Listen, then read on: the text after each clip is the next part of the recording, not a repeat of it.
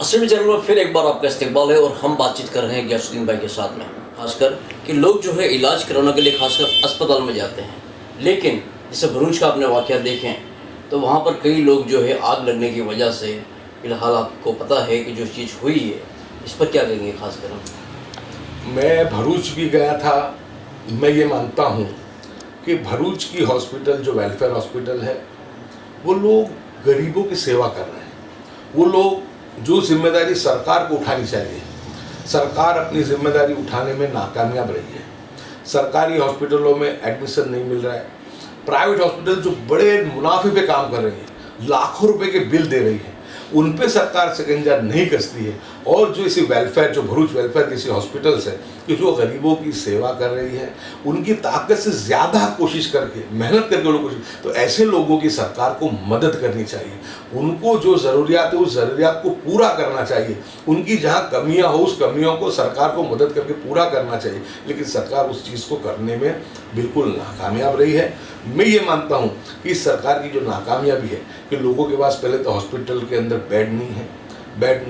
अगर बेड मिलता है तो आईसीयू नहीं मिलता, आईसीयू मिल जाए तो वेंटिलेटर नहीं मिलता, वेंटिलेटर और आईसीयू और तीनों चीज़ मिल जाए, अगर रेमडेसिविर इंजेक्शन नहीं मिलता, यानी ऑक्सीजन नहीं मिलता, यानी इतनी बद से बदतर हालात जो लोगों ने की है। और मैं तो इसको इससे हटकर भी कहना चाहूँगा कि जिस ढंग से और जिस तरीके से सरकार ने जब से कोरोना आया है, उस कोरोना को भी हिंदू मुस्लिम में बांटने का गंदी राजनीति की है, उसका ये नतीजा मैं मानता हूँ कि आज आप देखो कि कोरोना ये कुदरती प्रकोप है, ये अल्लाह का एक गुस्सा है। लेकिन आप देखो कि लोग 25-25 लाख रुपए, 50-50 लाख रुपए अपनी गाड़ी की डिक्की में डाल करके लोग हॉस्पिटल में बेड ढूंढने जाते हैं, लेकिन वहाँ पर भी उनको सारवार नहीं मिलती, वहाँ पर बेड नहीं मिलता। उसके बाद वो जब, यानी समझो कि उसको अगर आईसीयू मिल गया या उसको वेंटिलेटर मिल गया, आज देखो पहले कभी नहीं सुना था कि आईसीयू या वेंटिलेटर के अंदर भी आग लगती है। लेकिन मैं ये कहना चाहूँगा कि जिस तरीके से दुनिया का और देश का शासन चला है, जुल्मी शासन चला है, मैं मानता हूँ कि इसका नतीजा है कि सरकार ऐसी महामारी में भी हिंदू मुस्लिम करने की पूरी कोशिश करती है। एक तरफ महामारी हो, दूसरी तरफ आप देखो तो ये सरकार के मद्देनज़र रखते हुए आरएसएस, भारतीय जनता पार्टी के लोग जिस तरीके से कुरान शरीफ के आयतों बदलने के लिए एक रिजवी जैसे इनके गुलाम को खड़ा करके और कुरान को चैलेंज, अल्लाह के कलाम को चैलेंज करते हैं, प्यारे नबी सल्लल्लाहु अलैहि वसल्लम की बार बार तौहीन की जाती है। मैं मानता हूँ कि लोगों पे मॉब लिंचिंग के नाम पे जो जुल्म किया जाता है, यानी लोग कहाँ जाए अपनी उस बात को लेकर के, ये सब चीज़ों को लेकर के कि जिस तरीके से ये पूरा ये जुल्म की जो ज़बर और जुल्म की जो इस तरीके से राजनीति शुरू हुई, मैं मानता हूँ कि ये खुदा का, ईश्वर का ही प्रकोप है कि आप देखो कि मक्का भी बंद, मदीना भी बंद, काशी भी बंद और मथुरा भी बंद। मैंने विधानसभा में भी कहा कि ये कुदरत की नाराज़गी का एक बहुत बड़ा ये मामला है। सुबह अखबार उठाओ, टीवी चैनल खोलो तो सिर्फ मुस्लिम समाज को टारगेट करके उनको नीचा दिखाना, उनको गाली बोलना, उनके दिल को ठेस पहुँचाना। और मैंने तो ये जो 31 मार्च के दिन विधानसभा के अंदर भी कहा था कि भारतीय जनता पार्टी के लोगों कान खोल के सुन लो, तुम्हारे पाप का घड़ा भर चुका है और इनके जो पाप जो इन्होंने किए हैं उसका खमियाजा मैं मानता हूँ कि हिंदुस्तान की जो हमारी जनता है उसमें सभी आ गए। अल्लाह की मखलूक में हमारे हिंदू भाई भी हैं, मुसलमान भी हैं। हिंदू भाइयों का कोई कसूर नहीं है इसमें, मुसलमानों का कसूर नहीं। लेकिन जो आरएसएस, भारतीय जनता पार्टी जो ध्रुवीकरण की राजनीति करती है, हिंदू मुस्लिम में बांटने का काम करके जो जोर जुल्म करती है, उसका नतीजा ये है कि आज ईश्वर और अल्लाह दोनों नाराज़ हैं। और आप देखो कि पूरे दुनिया के अंदर सभी चर्च, सभी मंदिर, सभी मस्जिद, यहाँ तक कि हमारा काबतुल्ला और मदीना मुनव्वरा भी बंद है। ये अल्लाह की बहुत ज़बरदस्त एक है कि लोग पहले सारवार के लिए जाते हैं, सारवार नहीं मिलती। जब हॉस्पिटल जाते हैं तो हॉस्पिटल के अंदर बेड मिलता है, लेकिन आईसीयू में आग लगती है। पहले कभी नहीं सुना था। आप उसको शॉर्ट सर्किट का नाम दे दो, आप उसमें कह दो कि स्प्रिट का ज़्यादा इस्तेमाल होता है, लाइट पे बहुत लोड पड़ता है।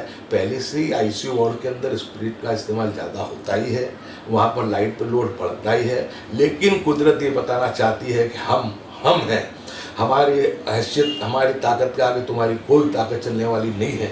इंसान की और सरकारों की औकात अल्लाह तबारक व तआला ने और ईश्वर ने बता दी है कि हमारी ताकत क्या है। उन्होंने, अल्लाह तबारक व तआला ने और ईश्वर ने बता दिया है कि तुम्हारी सत्ता, तुम्हारा पैसा, तुम्हारे संसाधन, कोई चीज़ हमारे सामने नहीं चलेगी। वल्लाहु खैरुल माकिरीन, अल्लाह तबारक व तआला बेहतर मकर करने वाला है। कि जिस तरीके की जालसाजियाँ कर रहे थे, मैं ये मानता हूँ कि ये जालसाजियों का नतीजा है कि आज हम तमाम हिंदू मुस्लिम इसका खमियाजा हम भुगत रहे हैं। सरकार को अभी भी संभलना चाहिए, WHO की गाइडलाइन का पालन करना चाहिए, पूरी सुविधाएं पर्याप्त करानी चाहिए, हॉस्पिटल में डॉक्टर्स पैरामेडिक स्टाफ को भी भरना चाहिए, लेकिन साथ साथ में जुल्म की जो राजनीति है उसको भी बंद करना चाहिए। क्योंकि ये जिस तरीके का जो माहौल है, ये जो फेलियर है ये जुल्म के बदौलत है, जुल्म की वजह से है। मैं ये मानता हूँ कि जब तक के लोग तौबा करके वापस नहीं लौटेंगे, मैं मानता हूँ कि ये कहर, ये गज़ब बंद होने वाला नहीं है। सरकार नरेंद्र मोदी जी और उनकी सरकार RSS की खुला सुन ले कि ये कुदरत के गज़ब के और अजाब के सामने हमारी किसी की ताकत नहीं है, हम नहीं रुक पाएंगे। मैं बिल्कुल मानता हूँ कि आतंकवाद का भी खात्मा होना चाहिए, गुनाहखोरी का भी खात्मा होना चाहिए, जुल्म का भी खात्मा होना चाहिए, लेकिन कम से कम जिस कम्युनिटी को तुम कुछ ना दे सको तो उसको जलील और ख्वार भी नहीं करना चाहिए। ये कैसी राजनीति कि तुम कुरान पे सवाल उठाओ, ये कैसी राजनीति कि प्यारे नबी सल्लल्लाहु अलैहि वसल्लम के तुम तौहीन करने की तुम उसके लिए बल पूरा पाड़ो।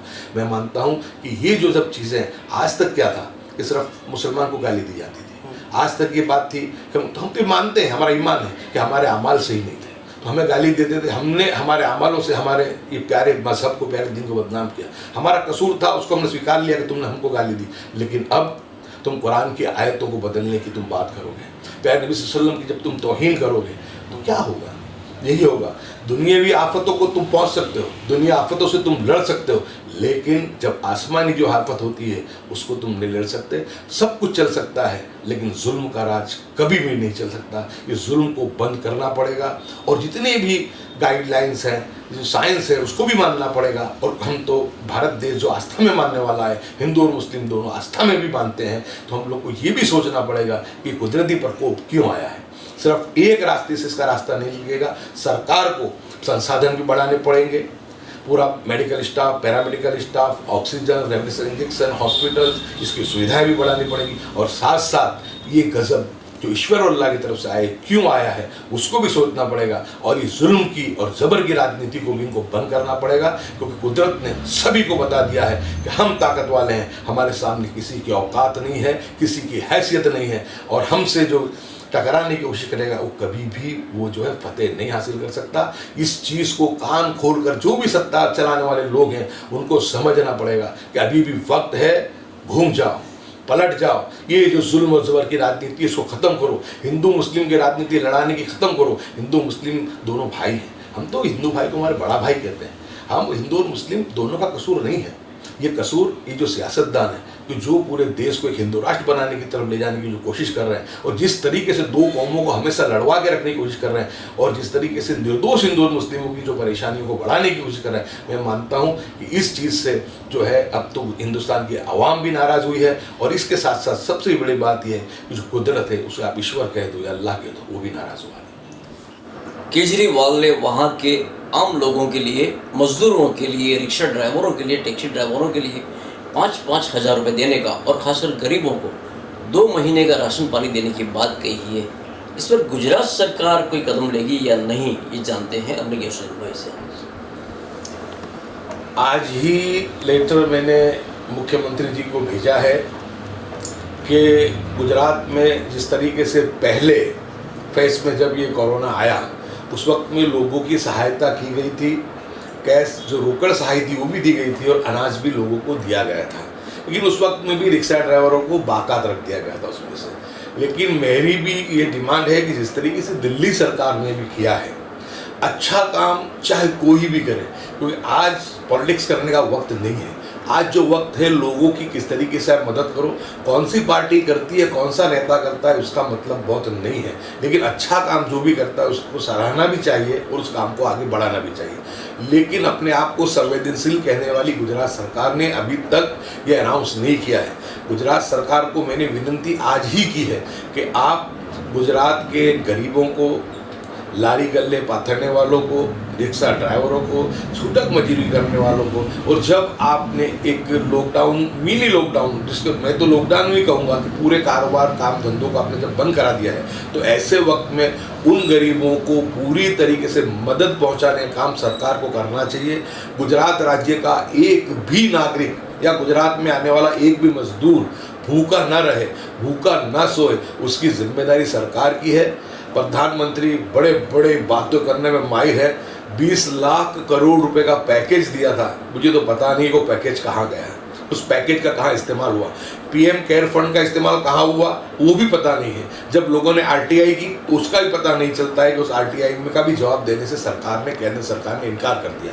मैं ये झूठी सरकार से कहूँगा, ये जालिम सरकार से कहूँगा कि अब आप कम से कम झूठ बोलना बंद करें, खोटे जो आंकड़े हैं वो देना बंद करें, और गुजरात का एक भी नागरिक, एक भी व्यक्ति भूखा ना सोए, दवाई के बगैर उसकी डेथ ना हो या उसका निधन ना हो, उसकी पूरी जिम्मेदारी सरकार को निभानी चाहिए। अगर सरकार में थोड़ी छोटी मोटी भी अगर शर्म बची है तो सरकार अब अपना ईमानदारी के साथ गरीबों को मदद पहुंचाने का काम करे और बीमारों को इलाज कराने का काम करे।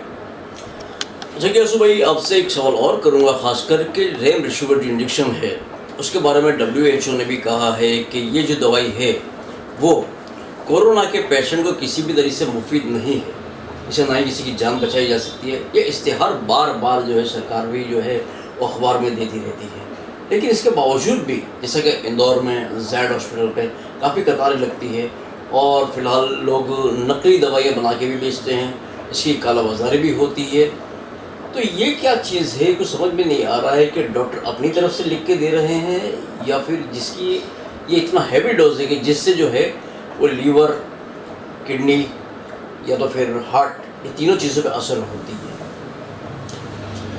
रेमडेसिविर इंजेक्शन के बारे में ज़रूरत के बगैर लेना मुनासिब नहीं है, WHO का ये कहना है। लेकिन कोविड की जब कोई सारवार नहीं है, लेकिन ये जो रेमडेसिविर इंजेक्शन है कि जब जो लंग्स में जब इसका बहुत ज़्यादा बिखर जाता है मामला, इसका जब फैल जाता है पूरा मामला, तो उस वक्त में इसका आखिरी रास्ता इस्तेमाल करना पड़ता है।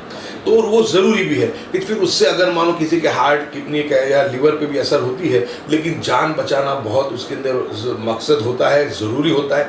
जहाँ पर ज़रूरी हो वहाँ पर देना ही चाहिए। लेकिन आज को दुख के साथ कहना पड़ता है कि जान बचाने के लिए भी जो पेशेंट बिल्कुल सीरियस हैं, जो लोग आईसीयू में है या वेंटिलेटर पे है या जिनकी स्थिति गंभीर है, जिनको ज़रूरत है, ऐसे लोगों को भी रेमडेसिविर जो है इंजेक्शन मुहैया नहीं हो रहा है। मैं ये मानता हूँ कि रेमडेसिविर इंजेक्शन का जो कालाबाजारी हो रही है, ऐसे लोगों को तो मेरा ये मानना है कि उनको शूट आउट करना चाहिए, उनको बिल्कुल खुले में उनको फांसी पे चढ़ाना चाहिए। क्योंकि ऐसी महामारी के अंदर भी जब लोग ऐसा गंदा घिनौना काम करते हैं कि जब इंसानियत को, लोगों की हमदर्दी की ज़रूरत है, इंसानियत को एक दूसरे की मदद की ज़रूरत है, और ऐसे वक्त के अंदर दवाइयों की, और वो भी डुप्लीकेट दवाइयों की कालाबाजारी करते हैं, नमक वगैरह डाल करके, ग्लूकोज वगैरह डाल करके बनाते हैं, तो ऐसे जो जालिम लोग हैं उनके सामने बिल्कुल यानी बहुत ही कड़ी से कड़ी कार्रवाई करनी चाहिए। और मैं तो यहाँ तक कहूँगा कि ऐसे लोगों को एनकाउंटर करना चाहिए, क्योंकि उससे ताकि कोई दूसरा ये ना कर सके, किसी की जान लेने की कोई हिम्मत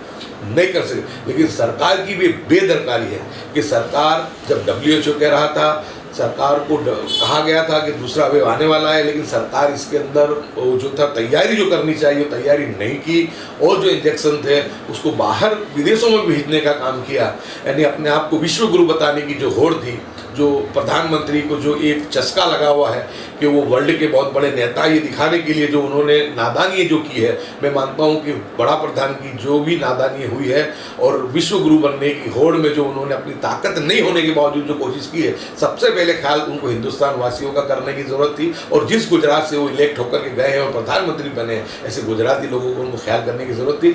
लेकिन सरकार टोटल इस मामले में फैल रही है, कोई आगोतरा आयोजन सरकार नहीं कर पाई है। मैं तो अभी भी कहूँगा कि सरकार को रेमडेसिविर इंजेक्शन पूर्ति मात्रा में मुहैया कराना चाहिए, उपलब्ध कराने चाहिए। ऑक्सीजन जो है पूरी मात्रा में जो लोगों को और हॉस्पिटल्स को मिले, उसकी पूरी तकेदारी रखते हुए बिल्कुल उसका संचालन करना चाहिए। चाहे उसका संचालन देश की आर्मी को भी सौंपा जाना चाहिए, ताकि वो बिल्कुल सही तरीके से लोगों को बिना भेदभाव के ऑक्सीजन भी मिले। और जो पहले जो हमारी बात हुई कि लोगों को जो है इस वक्त में जो पिछले एक साल से लॉकडाउन के अंदर जो लोगों की आर्थिक स्थिति बहुत कमज़ोर हुई है, लोगों को 2 वक्त की रोटी मिलना भी जब आज मुयसर नहीं है, इस वक्त सरकार ने उन लोगों को मदद भी करनी चाहिए। सरकार को सिर्फ झूठी बातों को चला करके 20 लाख करोड़ के पैकेज जैसी बातों को करके सिर्फ टीवी और मीडिया में जाहिरात करने के बजाय सही मानों के अंदर संवेदनशीलता के साथ तमाम लोगों को ख्याल करते हुए ऐसी इस वक्त की महामारी में उनको उसका लोगों का साथ देना चाहिए। सरकार अगर नहीं समझेगी, सरकार को पश्चिम बंगाल के रिजल्ट भी देख लेने चाहिए, उत्तर प्रदेश की जिला इकाइयों के जो चुनाव हुए उसके भी रिजल्ट देख लेने चाहिए, कर्नाटक में जो कॉरपोरेशन के चुनाव हुए और 8 में से 7 पे कांग्रेस और जेडीएस जीती है। सब एक बात पागल, ये लोगों का एक गुस्सा है। सरकार अब ये नौटंकी नहीं कर पाएगी, हिंदू और मुस्लिम में मंदिर और मस्जिद के मसलों में उलझा के लोगों को वो गुमराह नहीं कर पाएगी। अब देश का हर तबका, चाहे वो मुस्लिम तो जानता था, मुस्लिम के साथ हिंदू तबका भी हो, गरीब पछाड़, सब इस सरकार की खोखली राजनीति को समझ गए कि ये सिर्फ हिंदुत्व की बातों को करके ध्रुवीकरण की राजनीति करके हिंदू मुस्लिम को लड़ाने का काम करते हैं, जबकि जो काम करना चाहिए वो काम इन्होंने नहीं किया है। खासकर वैक्सीन की बात करें तो अभी भी लोग काफ़ी घबराए हुए हैं, क्योंकि अक्सर लोग देख रहे हैं कि कई लोगों ने 2-2 डोज लिए हैं, उसके बावजूद भी वो कोरोना का शिकार हो रहे हैं। ऐसे समाचार को देखकर काफ़ी लोगों में घबराहट है। तो ऐसे हालात के अंदर आप खास क्या कहना चाहेंगे लोगों से कि वैक्सीन लेनी चाहिए या किस तरीके से इसका सामना करना चाहिए? मैं ये कहूँगा कि वैक्सीन तमाम ही लोगों को लेनी चाहिए। वैक्सीन लेने से पूरी दुनिया के जितने भी एक्सपर्ट लोग हैं और हिंदुस्तान के भी जो एक्सपर्ट डॉक्टर्स हैं उनका कहना है कि जो कोरोना का संक्रमण है उस पर कुछ काबू पाया जाता है। मैं मानता हूं कि 100% फिट तो अभी दुनिया की कोई भी वैक्सीन नहीं है, लेकिन कम से कम उसमें से ये एक अंदाजे के मुताबिक मैं कहना चाहता हूं कि ये जो 2 वैक्सीन के डोज हमने हमारे डॉक्टरों ने जो लिया गुजरात में, गुजरात की ही बात करूं तो उसमें आज हमारे डॉक्टर बहुत कम मात्रा में संक्रमित हुए। पिछली मर्तबा जब पहले वेव के अंदर हमारे जो डॉक्टर थे जो कोविड की सारवार कर रहे थे, जो पैरामेडिकल स्टाफ था, जो सफाई कर्मचारी थे, जो पुलिस कर्मचारी थे, उनका बहुत ज़्यादा संक्रमित हुए थे। लेकिन जब कोरोना की वजह से जो वैक्सीन आई और उसके डोज के बाद अपाद रूप किससे ये बने हैं, 100% तो कोई नहीं कह पाएगा कि ये हो ये वैक्सीन लेने के बाद कुछ नहीं होगा, उसके बाद भी तकेदारी तो रखनी है। लेकिन मैं इतना मानता हूँ कि वैक्सीन लेने से कुछ ना कुछ तो बचाव ज़रूर इसमें हो जाएगा, क्योंकि इसके अंदर जिस तरीके से संक्रमण एकदम से फैल के जो फेफड़ों के अंदर जो इसका इन्फेक्शन होता है उस पर कुछ ना कुछ काबू तो ये करता ही है। ये देश के तमाम यानी जो जाने माने डॉक्टर्स हैं, एम्स के जो डॉक्टर हैं वो भी इस बात को कह रहे हैं। तो मैं तो ये अपील करूँगा कि तमाम लोगों को वैक्सीन लेनी चाहिए। और जैसे ही रमज़ान पते उसके बाद हमारा जो मेरा मुस्लिम समाज है उसकी भी अपील करूँगा कि रमज़ान पत्ते ही उनको भी रमज़ान के पूरा होने के बाद वैक्सीन लेने के लिए अपनी पूरी कोशिश करनी चाहिए और वैक्सीन लेनी चाहिए। तो दोस्तों, हमने गयासुद्दीन भाई से बात की और गयासुद्दीन भाई का खासकर एक ही मौजू रहा है, एक ही अहम रहा है कि गुजरात में फ़िलहाल जो गरीब लोग हैं जिनको हॉस्पिटल में बेड नहीं मिल रहे, ऑक्सीजन नहीं मिल रहा और रोजी रोटी से परेशान हैं, ऐसे लोगों की तरफ सरकार को ख़ास तवज्जो देनी चाहिए। इनके लिए उनकी कोशिशें भी चालू है, सरकार ख़ास इस बात पर ध्यान दे। तो मैं मज़हर शेख आपसे इजाज़त चाहता हूँ, कैमरामैन खुर्शीद शेख के साथ। अल्लाह हाफिज़।